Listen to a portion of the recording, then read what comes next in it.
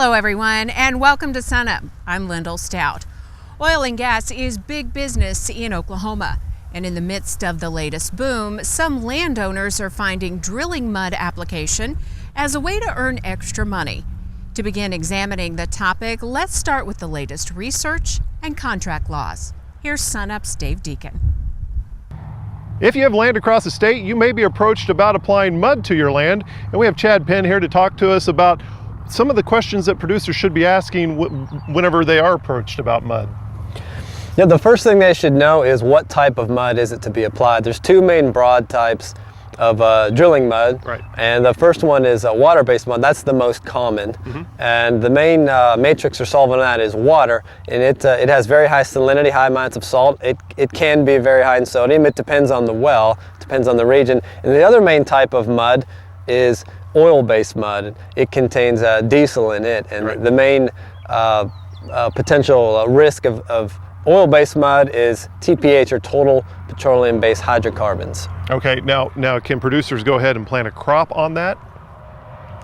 Yes, that's partly what we were examining in some of these research plots here, and particularly with regard to water-based mud. Right. A lot of guys, they'll receive the mud, and after it's sprayed, water-based mud is sprayed on, and then it's incorporated, and a lot of times it's planted directly into that. So Chad, what are some of the risks that could happen from that? Well, for water-based mud, the main risk is salt, salinity. So you could cause saline soil, but hopefully it's only temporarily. The rules are set by the Oklahoma Corporation Commission. There's a limit of 6,000 pounds per acre of total dissolved solids. That's a measure of saltiness. And if a soil has excessive salinity, then generally the plant will have a hard time taking up water, even when there is water in the soil. For oil-based mud, the main risk to be thinking of are the TPH, the total petroleum-based hydrocarbons, and those generally degrade. Microorganisms break down that oil-like material into carbon dioxide and water. But for the water-based mud, salts don't degrade, so you have to wait for rainfall and, of course, with time to slowly leach the salts out of the root zone. There's a lot of variations across the state. There's a lot of crops being planted across the state. There's a lot of different soil types. How does this play into your decision for mud? That's a good point. Also with the climate, we have tremendous variation in climate from one corner of the state to the other, and that will have a big impact on the question I get all the time from producers: what's going to happen when I apply this to my land? And it depends on all those factors that you mentioned. With the water-based mud, the lighter the soil, the sandier the soil, and the more rainfall you get, the less impact you'll have. The salts will be leached out of the root zone, and that's really the bottom line when it comes to water-based mud, is you want those salts to be leached out.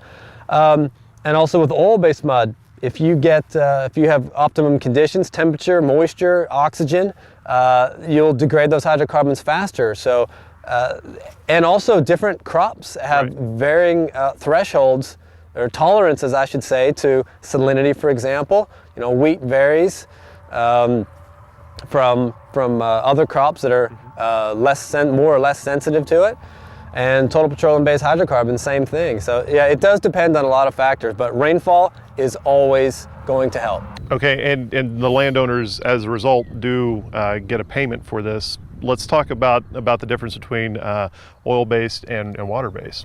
Okay, generally the going rate, and it varies some, but the landowner's paid based on a per barrel amount for the mud that he receives, and that's about 50 cents per barrel for water-based mud, and $1 per barrel for oil-based mud. So it depends on the size of the well. What should producers consider whenever they receive the mud?